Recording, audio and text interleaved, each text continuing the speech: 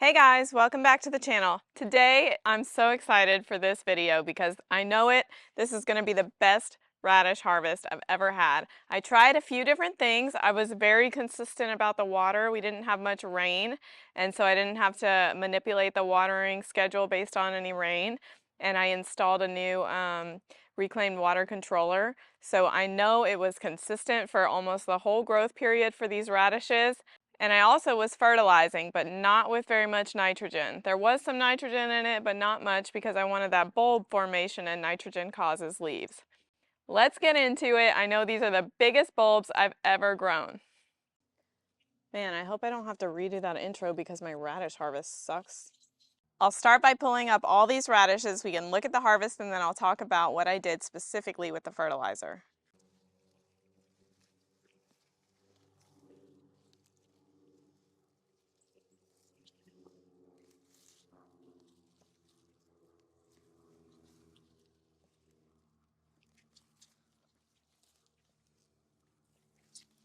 Oh my gosh.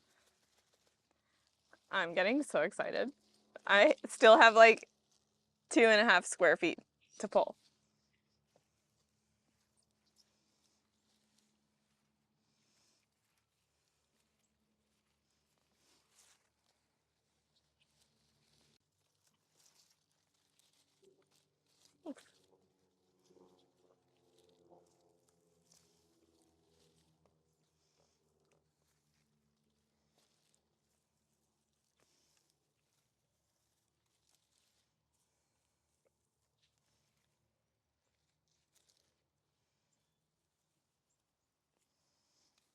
Are you seeing what I'm seeing?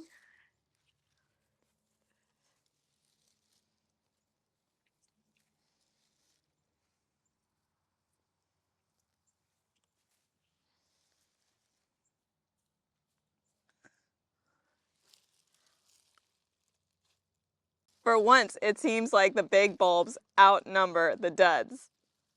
Let's count them. 1, 2, 3, 4, 5, 6, 7. 7 big bulbs. 8, 9, 10, 11, 12. 7 big bulbs, 5 smaller bulbs, 3 duds.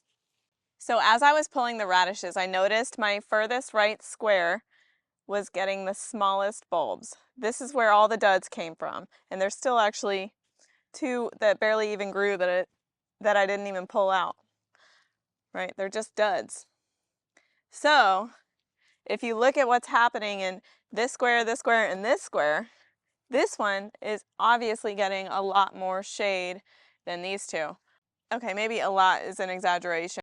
Now the sun comes over here to over there, and so it's probably getting afternoon sun all right, but in the morning the sun comes from over here, and it looks like it was probably being blocked by this arugula and this San Marzano tomato plant. So, lesson learned number 1, root veggies love sun. Look at all the radishes, Mason. Look at all the radishes.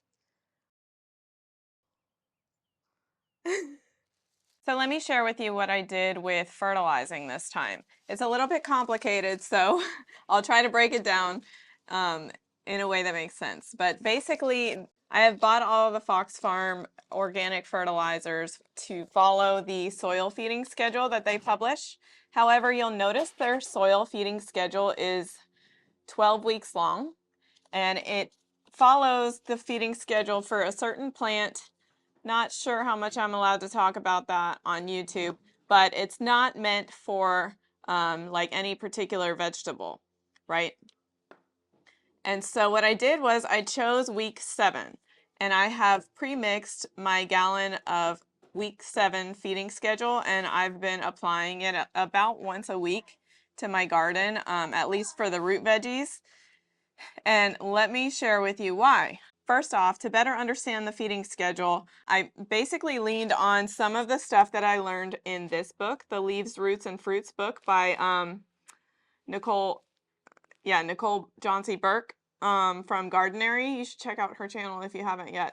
But I love this book because it breaks down things in such a simple way. She basically breaks it down into levels of complexity, saying leaves are very simple, roots are a little bit more complicated, and they're the next step you might want to try in gardening. And then your fruiting plants are even more complicated than that. And within each one of these sections of the book, she talks about the nutrients that those plants might need. So leaves are like your salad greens and your herbs and stuff like that, and it's also the very first thing that's produced on almost any plant. So even radishes get their leaves before they get the bulbs. So the nutrients required in that first stage of growth is going to be nutrient dense. So your salad greens and your herbs, if you're going to fertilize those, you might want to use something that's nitrogen rich. But if you're working with roots, like radishes, something you might want to use is something that's potassium and phosphorus rich instead of nitrogen. So looking at the Fox Farms feeding schedule, they have it broken down into this section right here. This is what I just assumed was more for like the leaf growing part of the plant. And so this is going to be nitrogen rich. This is a nitrogen rich portion of the schedule. This next block is what I would call before flowering. So it would be perfect for like root veggies. Third block is going to be from blooms to harvest. That's the way that I thought about it. To make it simple for myself, I just chose a week in that second block that I was looking at, which I'm assuming based on some of these numbers here on these different products that are used in the mixture. It's not very nitrogen rich. It does have nitrogen in it, but it's more potassium and phosphorus rich. And so I was thinking, let me just give that a shot, see if it works on my radishes. I did it at a pace of about once per week, kept it mixed up in this gallon jug, and then poured it in a sprayer that I could apply as needed. It seems like it worked really well. What do you think? Should I do it again? The bottom line that I've learned from this round of growing radishes is number one, sunlight is really important. You must keep your radishes in full sun. Number two, consistent watering schedule. I've been doing every other day, so they're not getting too much water. I'm also very consistent because it's on an automated timer. And number three, fertilize with potassium and phosphorus.